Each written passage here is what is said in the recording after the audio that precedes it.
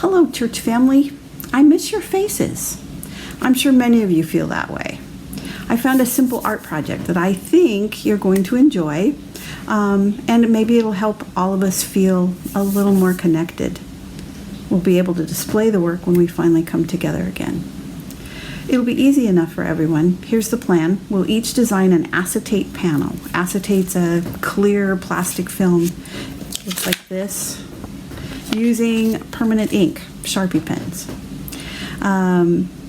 You'll draw on the film, and there are a couple of tricks for those of you who don't draw. It should reflect who you are, what you care about, how you spend your time.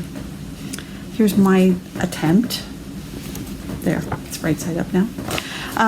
Matt's going to explain how we'll get the materials to everyone safely, and then we'll return pieces to me and I'll assemble them into a larger format so that the work is a true congregation. Don't worry if you're not an artist. I have some methods for non-artists when I explain how to create the work. Okay, so the first thing you'll need is a half sheet of plain white paper. Copy paper is just fine.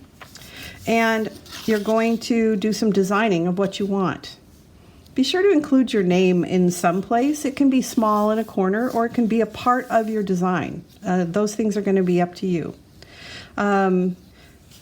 You want to draw so that you can see all of it, so you might leave a little bit of border around the edges where you don't worry about whether it shows or not. Half inch should be fine. And then just draw something that represents you. Maybe if you love to garden, maybe you do a picture of something from your garden, or you draw an apple, or if you are have always been a part of the prayer chain, maybe you want to draw some hands praying. Now that sounds hard, but here's a trick. All you need is a previously made design, or possibly a photograph. And then you can lay the sheet on top of that.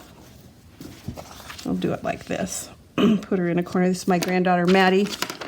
And you can draw over it with one of the permanent markers. I recommend maybe a little masking tape to hold things down so they don't slide around on you. And you can begin to outline everything.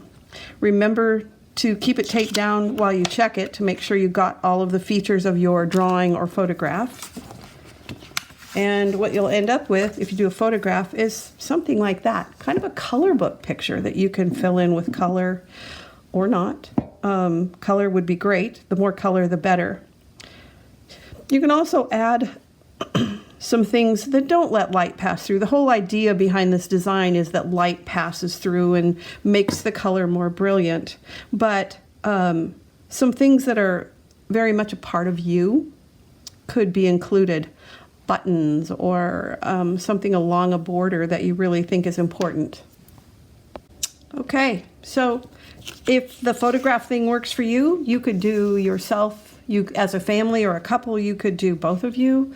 Be sure and add some color in the background.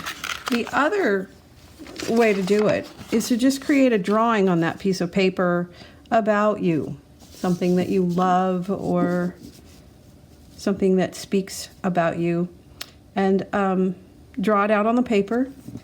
Again, just lay the acetate on top. And then using Sharpie markers, I have a lot that I'll be loaning and giving out, so don't worry about it. If you have some at home, great. A lot of families do. But a Sharpie marker is permanent and won't come back off, won't rub off, so that's why you have to have a plan before you start. Then you can just begin to go over all of your lines repeatedly, wherever you need them to be. Again, taping down is a good idea so you can check and make sure you got all of those lines. And when you're finished, you'll have the completed drawing. Like I said, here's mine. And then it's just a matter of coloring, and coloring can be a lot of fun. It's good for us, it's almost like therapy, filling the color in and making it go where you want. I tried color crayons because I thought about our younger members and thinking they might be someone might be worried about them using permanent ink, and I couldn't get any color to stick to the acetate. So if you have another thought, be sure and share it with me.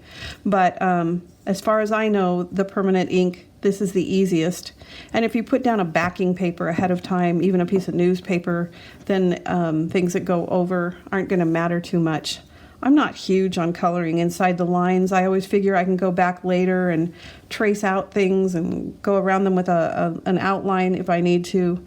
You can be as artsy as you want to be, or you can be as simple as you want to be. Our whole goal is to get these back in a fairly quick time. I'll explain that in just a minute. And we need to get the materials out to you, so we'll be explaining that. Thank you.